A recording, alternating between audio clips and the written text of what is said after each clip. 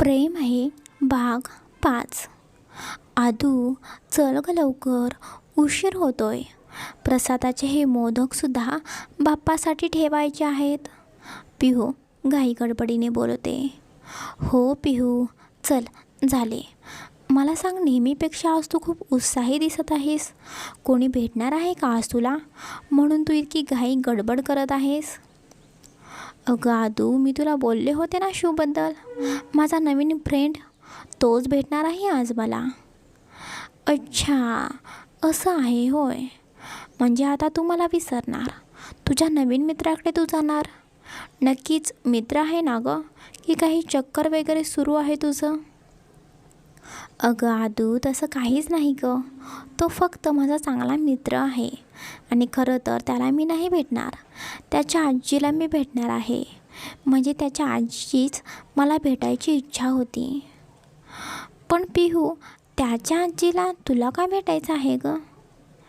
नाही गं माहिती आदू, सहजच भेटायचं असेल.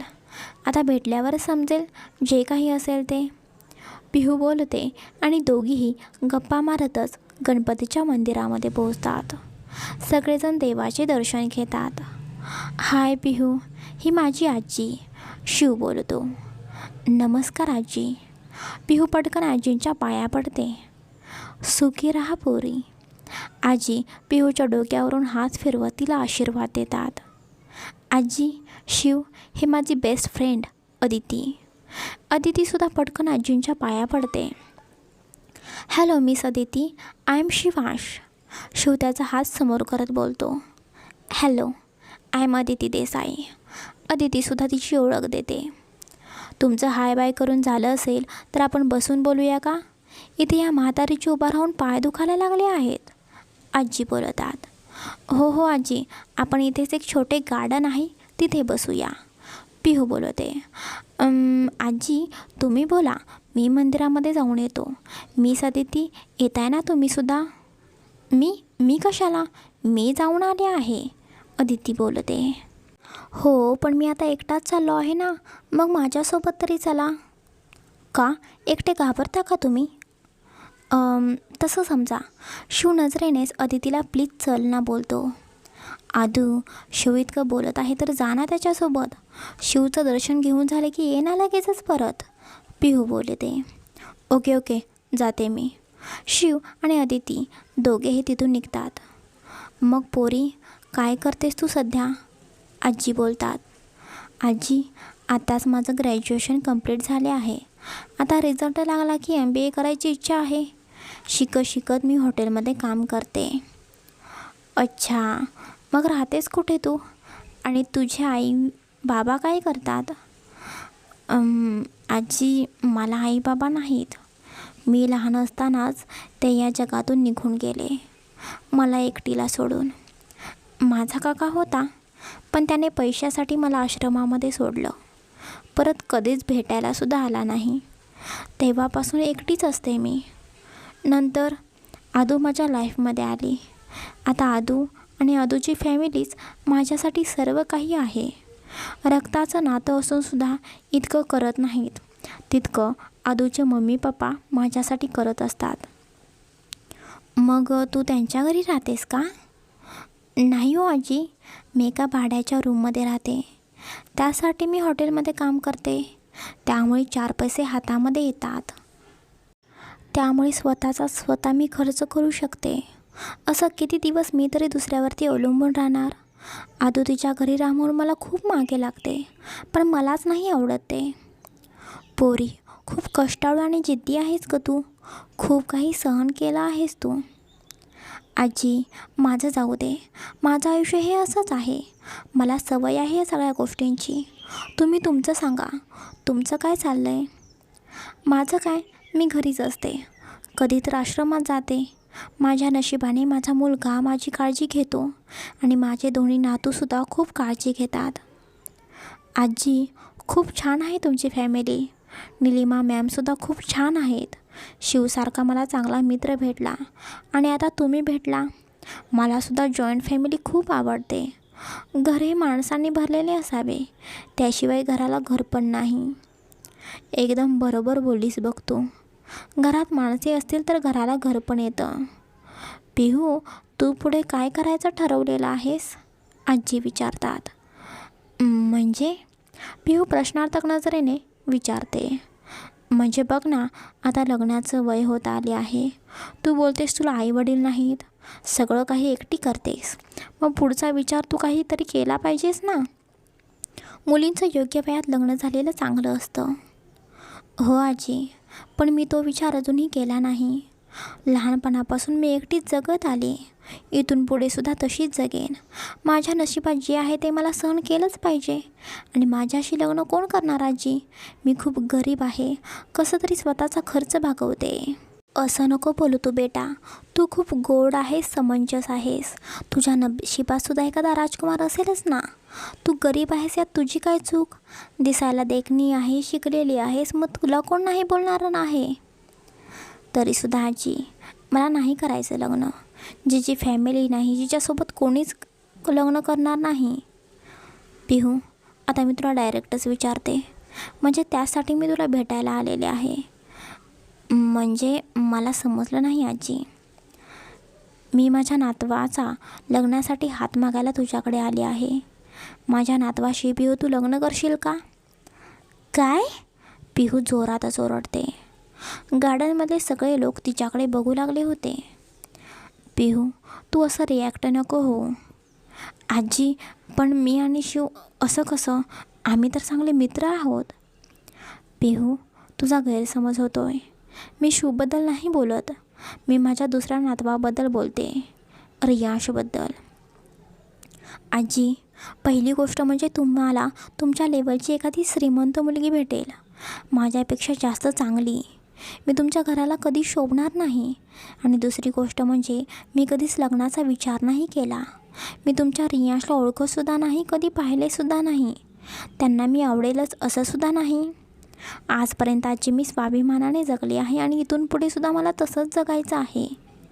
"पिहू, तू तुझ्या बाजूने बरोबर आहेस, पण मी काय बोलते ते तरी ऐकून घे. मग तू जो निर्णय घेशील तो मला मान्य आहे." "हे बघ पिहू, श्रीमंत गरीब असा भेदभाव मी कधीच करत नाही. जसे आम्ही आहोत तशीच तू आहेस. तू सुद्धा माणूस आहेस. नीलू तुला जेव्हा भेटली तेव्हाच तिला तू खूप आवडलीस. कारण तुझा हा स्वभाव. तू खूप प्रेमळ आहेस. तुला माणसांची जाण आहे. घराला नेहमी एकत्र बांधून ठेवशील तू, असा विश्वास आहे मला. अशी सून मला पाहिजे होती आणि ते सगळं काही तुझ्यामध्ये आहे. आणि किती दिवस तू अशी एकटी जगणार आहेस? कधीतरी स्वतःचा पण विचार कर ना. तू जर माझ्या रियाशी लग्न केलंस तर तुलाच कधीच काही कमी पडणार नाही. तुला स्वाभिमानी राहायचे आहे ना, राहा तू. आमची काहीच हरकत नाही. लग्नानंतर तू तुला पाहिजे ते कर. तुला नोकरी करायची असेल तर कर, शिकायचं असेल तर शिक. आम्ही तुला कधीच अडवणार नाही. जे प्रेम आजपर्यंत तुला भेटलं नाही ते आम्ही तुला देऊ. कधीच प्रेमाची कमी करणार नाही.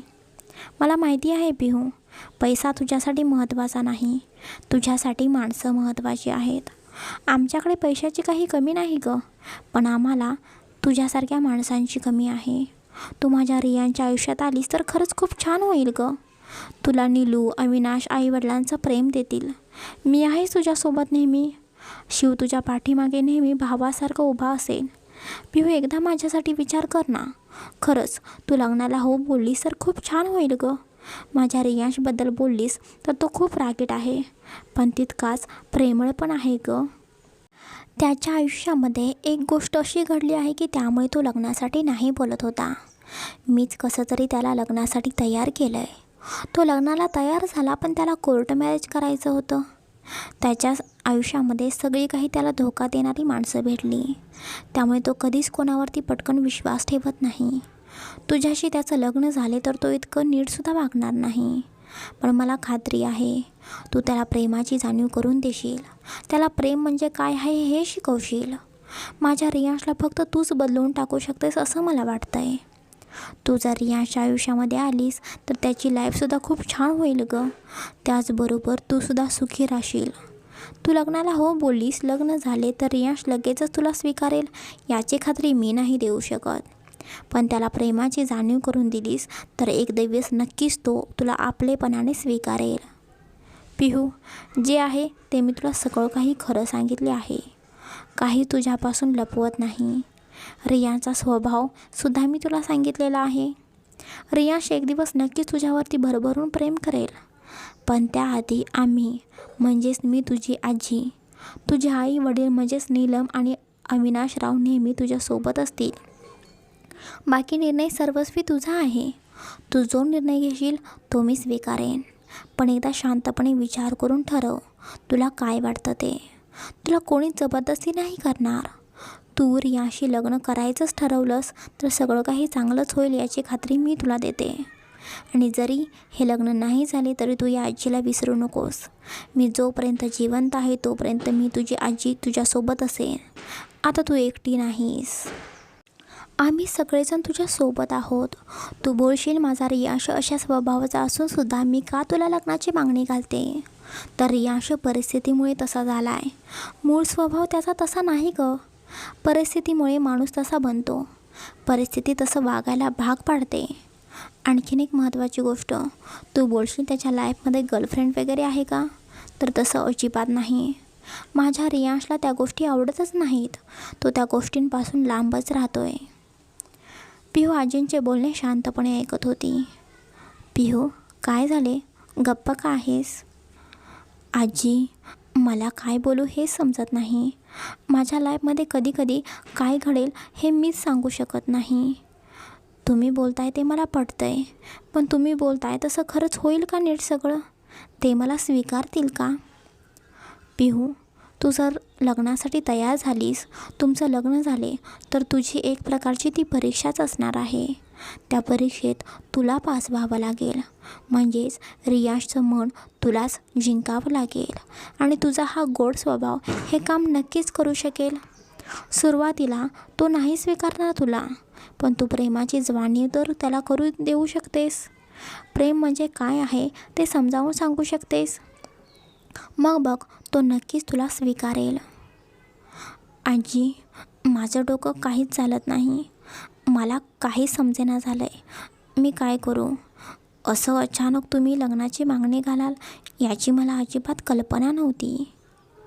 पिहू, तुला मी नकळत दुखावले असेल तर मला माफ कर. पण खरंच मला जे मनापासून वाटलं ते मी तुला बोलले. तू विचार कर, पाहिजे तितका टाईम घे आणि मला तू तुझं उत्तर सांग. आजी, मला थोडा वेळ द्या. मी तुम्हाला माझं उत्तर नक्कीच सांगेन.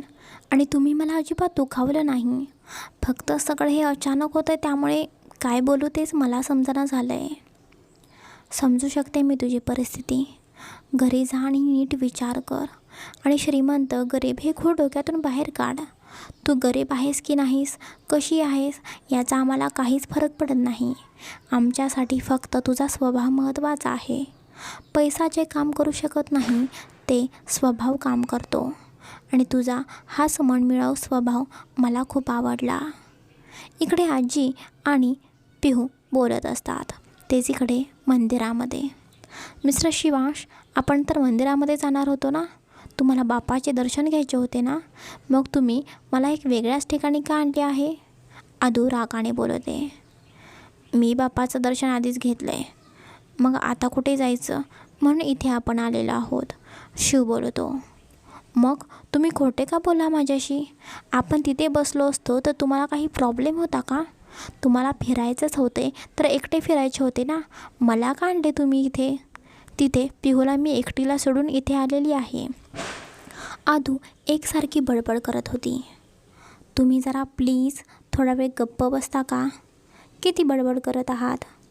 शिव रागाने बोलतो. वा रे वा, चोराच्या उलट्या बोंबा. चूक तुमची आणि मलाच गप्प करताय तुम्ही. आदू रागाने बोलते.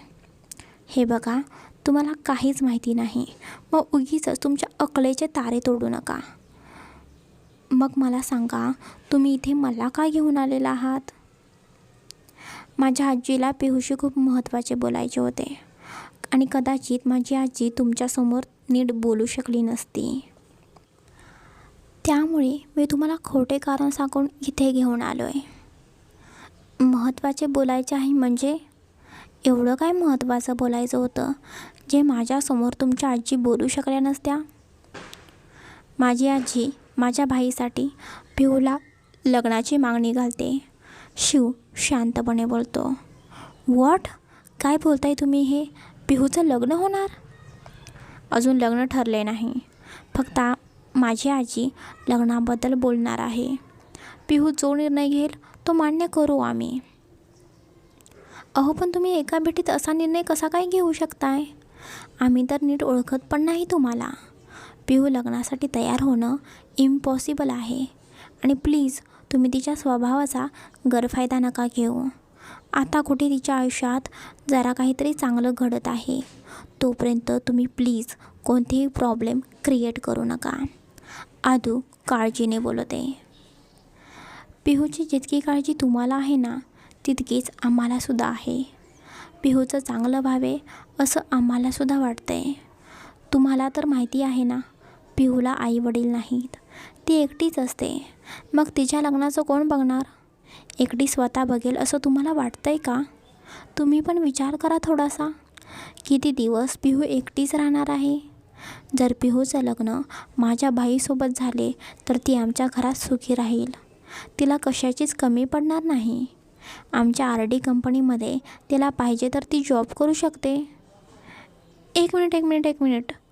तुमची RD कंपनी म्हणजे तीच ना जी भारतात 1 नंबरला आहे आणि आता लंडनलासुद्धा त्यांनी ही कंपनी सुरू केलेली आहे. आदू शिवचे बोलणे ऐकून पटकन बोलते. हो, तीच कंपनी. ती कंपनी आमचीच आहे. सध्या भाई ती कंपनी बघतोय. म्हणजे रियांश देशमुख, राईट? आदू पटकन विचारते. हो, रियांश देशमुख म्हणजे माझा मोठा भाऊ. ओ माय गॉड, म्हणजे रियांश देशमुखचं लग्न पिहूबरोबर? ते किती मोठे आहेत. त्यांच्या मागे कितीतरी मुली आहेत असं मी ऐकलं होतं. हो, पण माझा भाई मुलींशी बोलतसुद्धा नाही. तो लग्नाला तयारसुद्धा नाही. पण माझ्या आजीने त्याला बळजबरीने लग्नासाठी तयार केले आहे. पिहूचं लग्न तुमच्या बाईसोबत झाले तर खूप छान होईल. पण पिहू तयार नाही होणार या सगळ्या गोष्टीला. ती खूप स्वाभिमानी आहे हो. तुम्ही इतकी मोठे आहात आणि आम्ही मिडल क्लास लोक. आमचं आणि तुमचं कसं जमेल? आदू बोलते. हे बघा, आधी हे असलं डोक्यातून बाहेर काढा. आम्ही पिहूला मागणी घालतोय कारण तिचा स्वभाव ती खूप छान आहे. माझ्या दादासाठी एकदम परफेक्ट आहे असं आम्हाला वाटतं. पिहूसाठी तुम्हीच जवळचे आहात. तुम्ही प्लीज तिला समजवता का? आय प्रॉमिस पिहू आमच्या घरी खूप खुश राहील. आजपर्यंत ती एकटी राहिली, पण आता तिला हक्काचे घर भेटेल. हक्काची माणसं भेटतील. तिला कशाचीच कमी पडणार नाही. शिव बोलतो. मला तर विश्वासच बसत नाही की पिहूसाठी इतक्या मोठ्या घरचे स्थळ आलेले आहे. पण तुम्ही बोलताय तसं पिहूचं खूप छान होईल. आजपर्यंत ती एकटी जगली आहे. मी सोबतच असते तिच्या, पण ती स्वाभिमानी आहे. त्यामुळे एकटीच सगळं स्वतःहून करते. आता तिचं लग्न झाले तर तिचं खरंच आयुष्य खूप छान होईल. मी तिला समजावून सांगेन, खरी परिस्थिती सांगेन. मग बघू ती काय बोलते. शेवटी आपल्याला तिचा निर्णय मांडलाच केला पाहिजे. आदू बोलते. हो, तुम्ही एकदा बोलून बघा. मग पिहू जे बोलेल तसंच होईल. आता आपण निघूया. आजीचं बोलणं झालं असेल. शिव बोलतो. हो चला, पिहू बोलते. तेच इकडे. पिहू हे घे. आजी हे काय आहे? पिहू यामध्ये रियांचा फोटो आहे. बघ तुला माझा नातू कसा वाटतोय. आणि एक गोष्ट लक्षात ठेव, तुझ्यावर आम्ही कसलीही जबरदस्ती नाही करत. शेवटी निर्णय तुझा आहे. तेवढ्या तिथे शिव आणि आदू येतात. आजी झाले का बोलून तुझे? मी आलो दर्शन घेऊन. शिव बोलतो. हो शिव, झाले आहे. चला आपण निघूया. पिहू, अदिती, तुम्हाला भेटून खूप छान वाटलं. परत लवकरच भेटू. आता निघतो आम्ही. आजी आणि शिव तिथून निघून जातात. पिहू अजूनसुद्धा त्याच गोष्टींचा विचार करत होती. काय झाले पिहू? कसला विचार करतेस? आदू पिहूच्या चेहऱ्याकडे बघून बोलते. काही नाही गं. चल, उशीर होतोय, निघूया आपण सुद्धा. 1 मिनिट पिहू, तुझा चेहरा असा का पडला आहे? काय झालं आहे सांगशील का? आदूचे बोलणे ऐकून पिहू आदूला घट्ट मिठी मारते आणि रडू लागते. ए बेटा बाई, काय झालं रडायला? आदू पिहूचे डोळे पुसते आणि तिला पाणी देते. हे घे, पाणी पी आणि सांग, काय झालं इतकं रडायला? आदू, शिवच्या आजी लग्नाबद्दल बोलत होत्या. त्यांच्या मोठ्या नातवासाठी त्या मला मागणी घालायला आलत्या. अगं मी यात रडण्यासारखे काय आहे? लग्न तर करावंच लागणार आहे ना. हे बघ पिहू, तू शांतपणे विचार कर. आजपर्यंत एकटीने आयुष्य काढलंस. इथून पुढे सुद्धा एकटीने जगावं असं मला नाही वाटत. कदाचित तुझ्या आईवडिलांनासुद्धा असं वाटत नसेल. तुझं लग्न व्हावे असं त्यांना वाटत असेल. तू आनंदी असावं असं त्यांना वाटत असेल. मग तू किती दिवस अशी एकटीच जगणार आहेस? काका काकू तुझ्या जवळ नाहीत, पण ते मनाने खूप तुझ्या जवळ आहेत. तू अशी दुःखी असलेली त्यांना आवडेल का गं? पिहू, मी नाही तुझ्यावरती जबरदस्ती करत. फक्त शांतपणे विचार कर आणि मला सांग. आणि रियांश देशमुखचं स्थळ तुला आले आहे. तुझ्या जागी मी असते ना तर कधीच हो बोलले असते. त्याच्या पाठीमागे खूप मुली लागलेल्या आहेत, पण तो कोणाला भावसुद्धा देत नाही. तुझं लग्न त्याच्याबरोबर झाले तर बघ किती छान होईल. आदू, मला थोडा वेळ दे. मी माझं उत्तर तुला सांगेन परत. आपण आता निघूया का? उशीर झाला आहे खूप. ओके चल. आदू आणि पिहू तिथून निघून जातात. माऊली मेन्शन. आई, बोलला का तुम्ही पिहूशी? झाली का तुमची भेट? निलिमा विचारते. हो नीलू, भेटलो आम्ही. मी त्याच्याशी बोलली आहे लग्नाबद्दल. पोर खूप गुणी आहे गं. ती जर आपल्या घरची सून झाली तर खरंच आपल्या घराचं गोकुळ होऊन जाईल. तिला भेटल्यावर मला जाणवलं की ती खरंच खूप स्वाभिमानी आणि साधी मुलगी आहे. तिच्या जागी दुसरी एखादी मुलगी असती तर कधीच लग्नाला होकार देऊन मोकळी झाली असती. कारण आजकालच्या मुलींना फक्त मोठं घर, भरपूर पैसा असलेला नवरा पाहिजे. पण पिहू तशी नाही. तिच्यासाठी पैशाला शून्य महत्त्व आहे आणि माणसे तिच्यासाठी खूप मौल्यवान आहेत. आजी बोलतात. हो आई, म्हणूनच मी तुम्हाला पिहूबद्दल बोलले ना. पण तुम्ही मला सांगा ना, पिहू हो बोलली का? ती लग्नाला तयार झाली का? अगं नीलू, असं अचानक कोण हो बोलेल गं? तिला आपण थोडा टाईम देऊया. तिचा जो निर्णय असेल तो तर आपल्याला मान्य केलाच पाहिजे ना. मी माझ्या परीने तुला खूप समजावले आहे बघ. बघू आता तिचा काय निर्णय आहे. ठीक आहे आई, तिच्या उत्तराची आपण वाट बघू. पिहू हो बोलावी यासाठी मी देवाकडे साकडेच घालते. काय, कोणाकडे साकडे घालणार आहात तुम्ही आणि कशासाठी? जरा आम्हाला पण समजू दे. रियांशच्या त्या म्हणजेच वसुधा आणि त्यांची मुलगी आतमध्ये येत बोलतात. आला मॅडम, आजी हळू आवाजात बोलतात. आई, गप्प बसा ना, त्या काय बोलतील? निलिमा सुद्धा हळू आवाजात बोलते. निलिमा, अगं तिचं वागणं तसंच आहे. आजी हळू आवाजात बोलतात. काय खुसरफुसर चालली आहे सासूसुनांची? वसुधा आतमध्ये येऊन बोलते.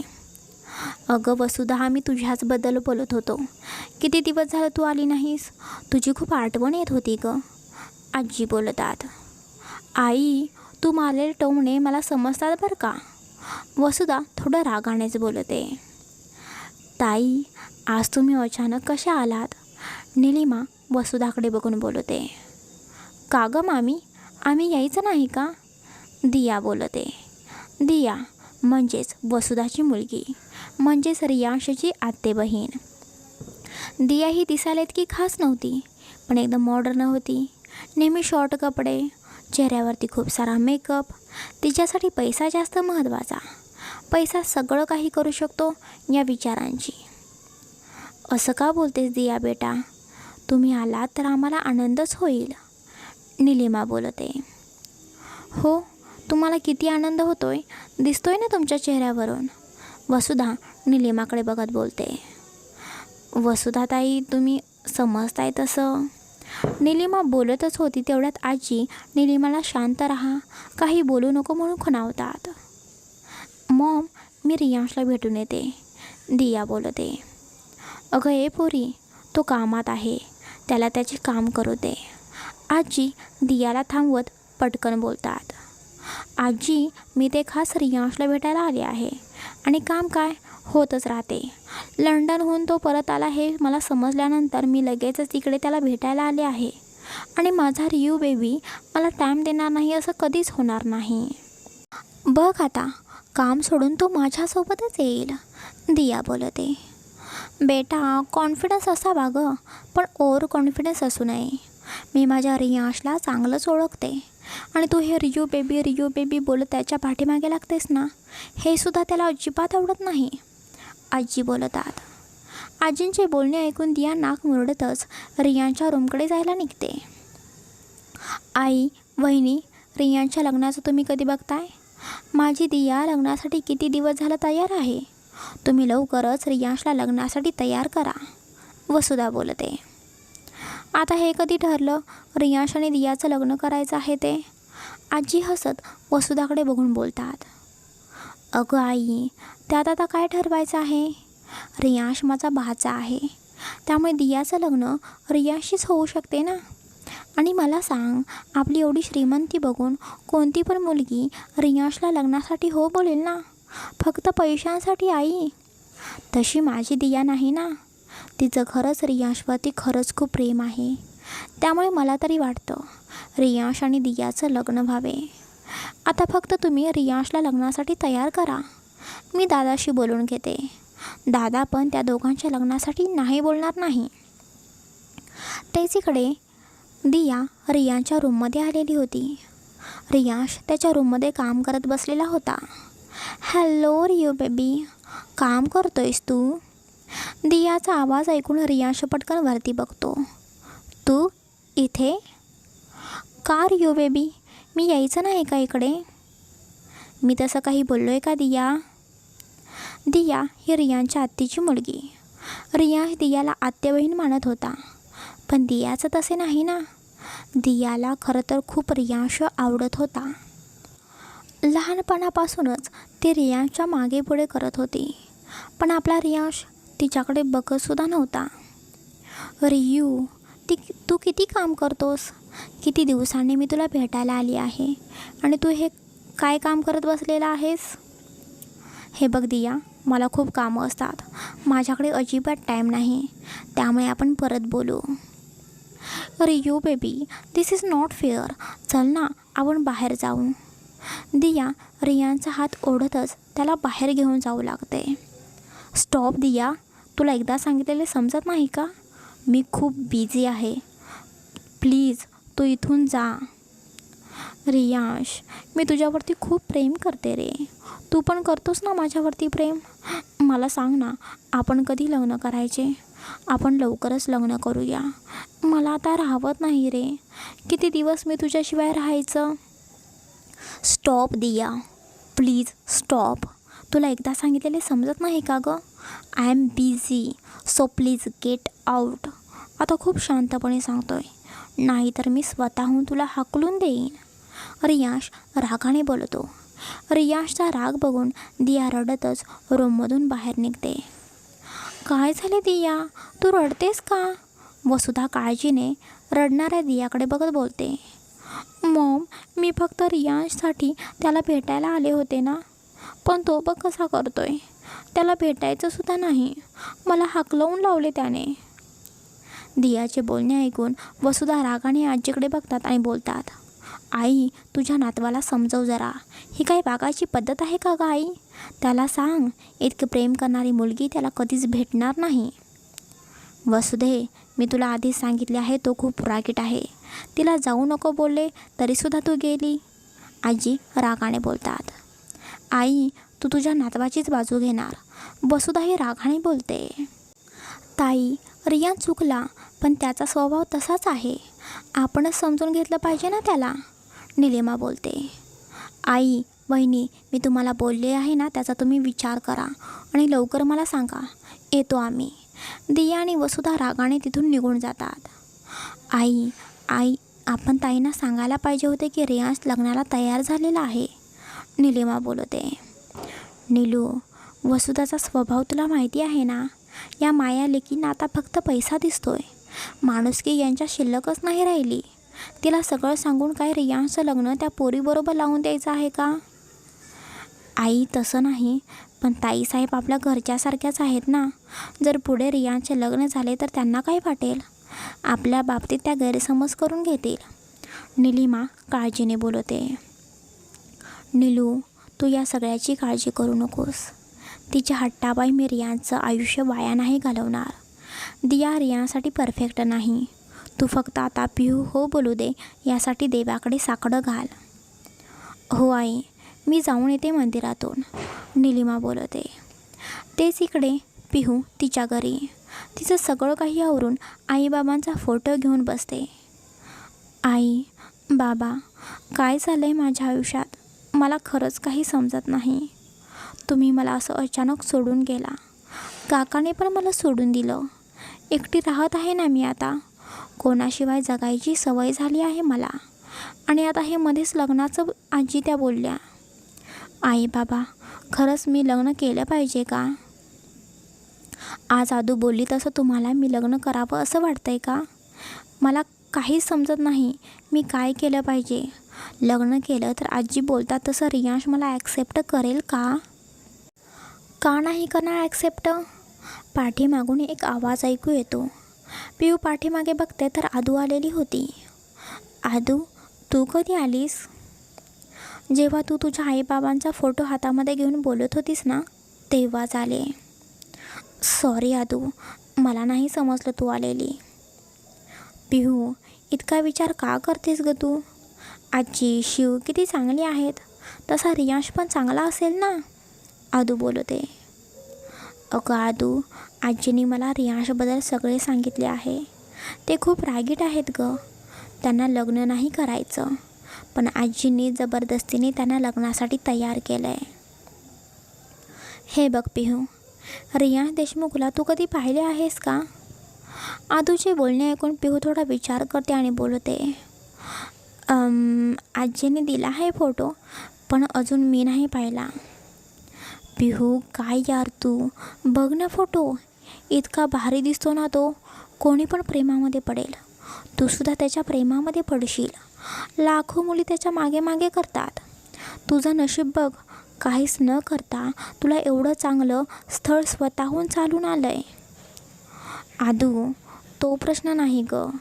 ते कसे दिसतात, काय करतात याच्याशी माझा गाडी मात्र संबंध नाही.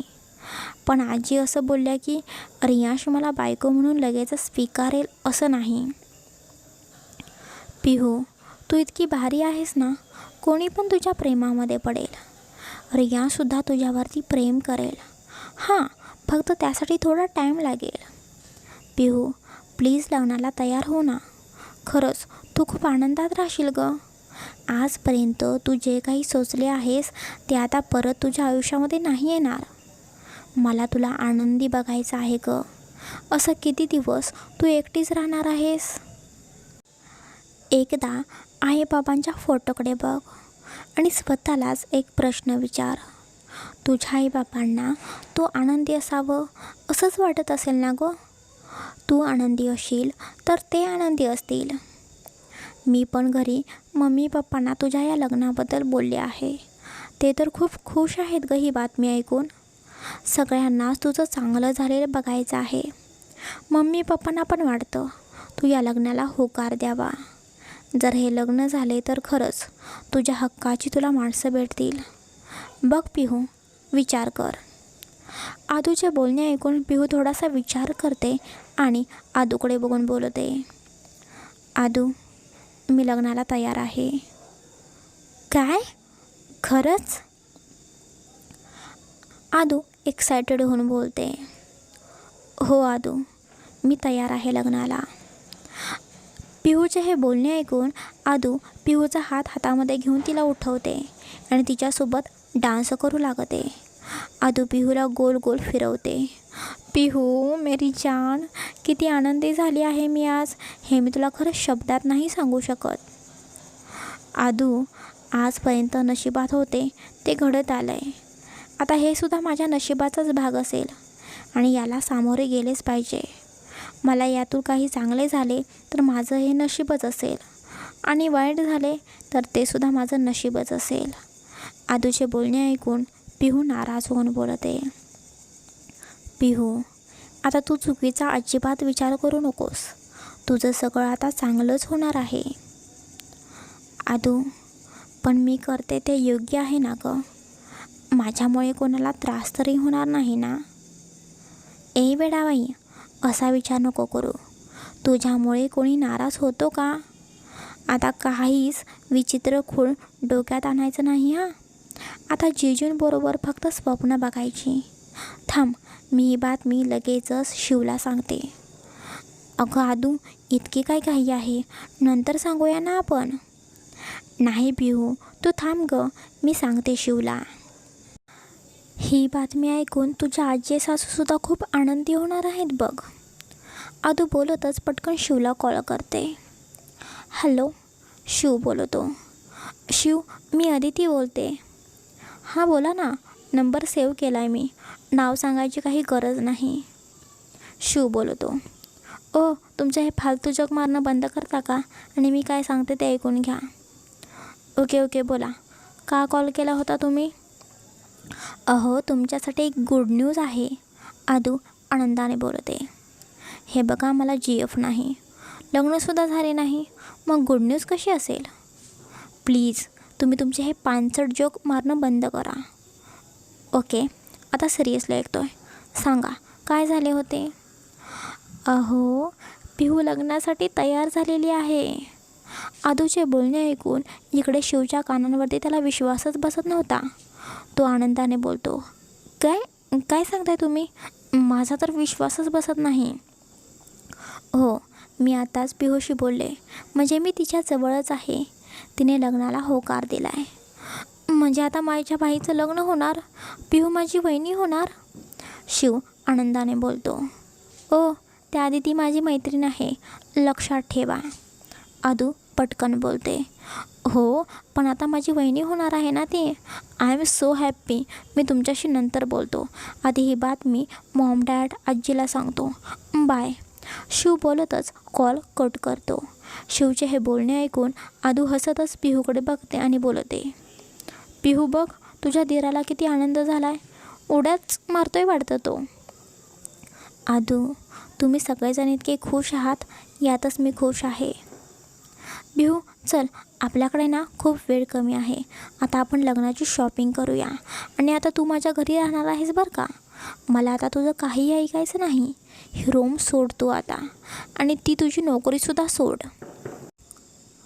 अगं आदू, हे काय बोलतेस तू? मी फक्त लग्न करणार आहे असं बोललेले आहे. लगेचच लग्न नाही ना केलं. अजून टाईम आहे लग्नाला. तोपर्यंत इथेच राहीन ना मी, काम पण करेन तोपर्यंत. अजिबात नाही पिहू, तू आता माझ्या घरी येतेस. मम्मी पप्पांनासुद्धा ही आनंदाची बातमी दिली पाहिजे ना. आणि एकदा तुझे लग्न झाले की तू जाणार ना तुझ्या घरी. आपल्याला मग रोज भेटतासुद्धा येणार नाही. जितके दिवस तू इथे आहेस तोपर्यंत तू माझ्यासोबत राहा. बरं ठीक आहे, जाऊया आपण तुझ्या घरी. थांब, मी माझी बॅग तरी पॅक करते. पिहू बोलते आणि तिचं आवरू लागते. तेच इकडे माऊली मेन्शनमध्ये. ले जाएंगे दिलवाले दुल्हनिया ले जाएंगे. ले जाएंगे दिलवाले दुल्हनिया ले जाएंगे. शिव ढोल वाजवतच डान्स करत घरामध्ये येतो. ढोलचा आवाज ऐकून घरातले सगळेजणच एक एक करून खाली आलेले होते. अरे अरे अरे शिव, हे काय आता नवीनच, असा का उड्या मारत आहेस? आजी बोलतात. आजी, अगं मी तुला एक गुड न्यूज दिली ना, तर तू सुद्धा माझ्यासोबत डान्स करशील. शिव आनंदाने बोलतो. आधी तू तो ढोल वाजवायचा बंद कर. इथे माझे कान कामातून गेलेले आहेत. आणि काय झाले ते तरी सांग, निलिमा बोलते. शिव येऊन आधी सगळ्यांना जबरदस्तीने पेढा भरवतो. ढोलच्या आवाजाने इकडे रियाशसुद्धा खाली आलेला होता. शिव, लहान आहेस का तू? ढोल का वाजवत आहेस? रियांश रागाने शिवकडे बघून बोलतो. रियांशला आलेले बघून शिवसुद्धा पटकन रियांशच्या जवळ जातो. रियांश भाई, आधी तू तुझं तोंड गोड कर. शिव हसतच रियाजला सुद्धा पेढा भरवतो. शिव, काय झाले आहे सांगशील का? रियाज तो पेढा खातच बोलतो. अरे भाई, तुझं आता लग्न ठरलं आहे, शिव आनंदाने बोलतो. रियाज पेढा खात होता, पण आता मात्र तो पेढा खाता खाताच थांबतो. इतक्या लवकर लग्न ठरेल अशी रियाजला अजिबात अपेक्षासुद्धा नव्हती. खरं तर रियाजला ही बातमी ऐकून खूप रागच आलेला होता. पण आजीला लग्न करणार आहे असा शब्द त्याने दिलेला होता. मॉम, आजी, डॅड, पिहूने लग्नाला होकार दिलाय. मला आत्ताच कॉल आलेला होता, शिव आनंदाने बोलतो. काय सांगतोय शिव तू? खरं बोलतोयस ना तू? अविनाशराव आनंदाने बोलतात. हो डॅड, मी का खोटे बोलू? शिव हसत बोलतो. देव पावला, खरंच हो आई, देव पावला. नाही बोलता बोलता पिहू लग्नाला सुद्धा तयार झाली. आता लवकरच आपल्या रियाजचं लग्न होईल. निलिमा हात जोडतच आनंदाने बोलते. मॉम, हे काय चाललंय मला समजेल का? रियाज रागाने सगळ्यांकडे बघत बोलतो. अरे रियाज बेटा, मी तुझ्यासाठी एक मुलगी बघितलेली आहे आणि तिचाच लग्नाला होकार आलेला आहे, निलिमा बोलते. शिव बेटा, आपल्या रियाजला पिहूचा फोटो दाखव बरं. रियाज, फोटो बघ तू, तुला नक्कीच पिहू आवडेल, आजी हसत बोलतात. आजी, मला नाही बघायचा फोटो. आणि मुली फक्त पैसा बघूनच लग्न करतात. या मुलीने सुद्धा तेच केलं आहे. त्यामुळे इतक्या लवकर ती लग्नाला तयार झाली ना. मोठी शिकार तिच्या हाती लागलेली आहे, मग ती कसं नाही बोलेल? रियाज रागाने बोलतो. रियाज, हे काय बोलतेस तू? कधी तुझे मुलींबाबतचे विचार बदलणार आहेत? सगळ्याच मुली सारख्या नसतात रे, अविनाशराव बोलतात. जाऊ दे, मी तुम्हाला सगळ्यांना किती जरी समजावले तरी तुम्हाला माझं कधीच पटणार नाही. आता ती मुलगी लग्नाला तयार झाली आहे तर सांगा तिला परवा दिवशी लग्न करायचे आहे, रियाज रागाने बोलतो. काय? परवा दिवशी लग्न? इतक्या लवकर? अरे रियाज, लग्न म्हणजे काही खेळ आहे का? त्यासाठी शॉपिंग केली पाहिजे, लग्नासाठी चांगला मुहूर्त बघितला पाहिजे. आजी, मला ते काही तू सांगू नकोस. मला परत लग्नाचा विषय काढून त्रास नको आहे. एकदा काय आहे ते होऊन जाऊ दे. परत मला अशा फालतू गोष्टींसाठी अजिबात टाईम नाही. आणि काय तयार करायची गरज आहे? लग्न तर कोर्ट मॅरेजच होणार आहे ना. परवा दिवशी लग्न होईल, हा माझा फायनल डिसिजन आहे. मग आता तुम्ही ठरवा, लग्न करायचं की नाही. मला कामं आहेत, मी जातो, रियाज बोलतो आणि रागात ऑफिसला निघून जातो. सगळेजण रियाजचं बोलणं ऐकून एकदम शांत झालेले होते. आई, आता आपण काय करायचं? निलिमा काळजीने विचारते. निलू, रियाचा स्वभाव आता आपल्याला माहिती आहे. तो बोलतो तसंच केलं पाहिजे आपल्याला. फक्त आता पिहूशी बोलले पाहिजे याबाबत, आजी बोलतात. आजी, मग आपण आजच अदितीच्या घरी जाऊया का? पिहू आता तिकडेच गेलेली आहे, तिथेच आपण सगळ्यांशी बोलू, शिव बोलतो. ठीक आहे, खरेदीसुद्धा आपण आजच करूया. आपल्याकडे वेळ खूप कमी आहे. शिव, पिहूला कल्पना दे, आपण आज येणार आहोत असं सांग, आजी बोलतात. हो आजी, शिव बोलतो. चला, पिहू लग्नाला तयार झाली, रियाजसुद्धा झालेला आहे. पण रियाजने लगेचच परवा दिवशी लग्न करायचे असे ठरवलेले आहे. बघूया आता या दोघांचा संसार नक्की कसा होतो. आणि तुम्हाला जर आपली कथा ऐकायला आवडत असेल तर नक्कीच आपल्या चॅनेलला सबस्क्राईब करा, लाईक करा, फॉलो करा आणि शेअर करा. पुढचा भाग लवकरच प्रकाशित होईल. Bye bye, take care. असंच कथेवरती भरभरून प्रेम करत राहा.